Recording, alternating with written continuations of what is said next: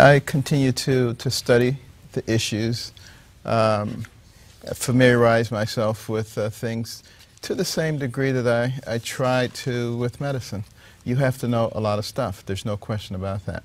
But I'm rapidly acquiring that knowledge, listening to people, and really finding a tremendous amount of frustration with the status quo, politics as usual, be it Republican or Democrat.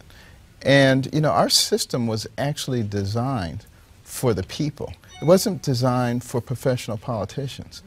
And so I'm thinking very seriously, listening to people, and we'll make a decision in a few months. All right. That's, of course, the great Dr. Ben Carson. Joining us now is Leah Wright Rigueur, and she's Assistant Professor of Public Policy at the Harvard Kennedy School. And her new book, The Loneliness of the Black Republican, Pragmatic Politics and the Pursuit of Power. Hello, Doctor. Appreciate you coming on.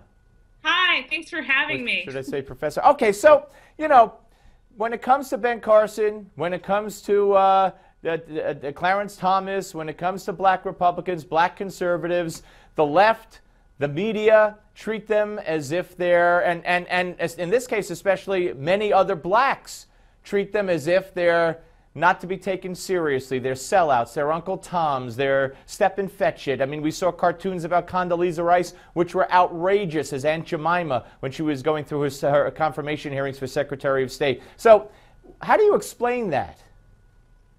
Well, first, thanks for having me on. I'm really excited to be here. And what I should say, one of the things that I discuss in my book is how there's a long history of really either ignoring or neglecting or ridiculing African Americans who joined the Republican Party.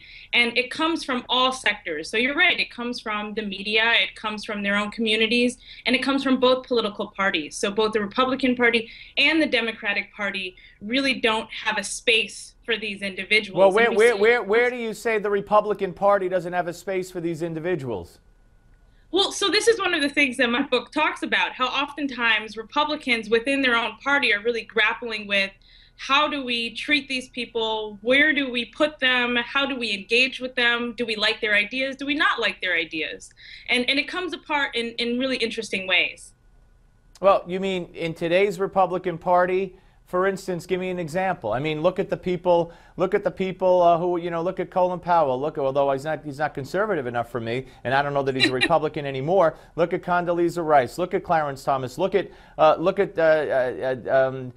Ben Carson. Look at so many African Americans that I can name that are candidates that won in November, minorities. I mean, so I'm not sure what you're saying. So you're saying when these people come on the scene, when they win elections, or when they are out there, Republicans power structure gets nervous? Is that what you're saying?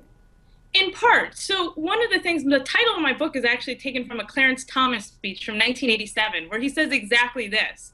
He says that the Republican Party needs to do more to roll out the red carpet, to welcome minority voters into the carpet, so that into the party, so that they can really see what conservative ideas have in common with African American issues. And he argues that he doesn't see enough of this.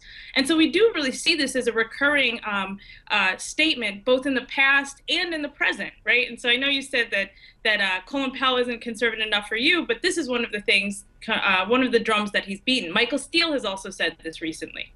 Well, Michael Steele has turned the other way, in my view, ever since he got hired at MSNBC. I mean, to me, that's an open and shut case. And you know, and Clarence Thomas was back in '87. So taking Michael Steele, who has gone way to the left, from the time he was chairman of the RNC, and I offered to show him around minority communities in New York, and he never took me up on that. So I don't put much stock in that claim. I just think that Republicans are very welcoming to minorities today. I don't know if you could say that in '87, but I'm looking at almost 30 years later, and I just think that the problem is with the media, who's out there attacking a Joni Ernst for you know, mocking her while she tells her story, mocking a Rubio because he grabbed a bottle of water, mocking a Sarah Palin, calling all kinds of names to any black Republican. I think that's your problem, not an unwelcoming Republican Party. Well, I think there's definitely a disconnect. And one thing I do want to point out is that about 30% of the African American community, and statistics back this up, self-identify as conservative.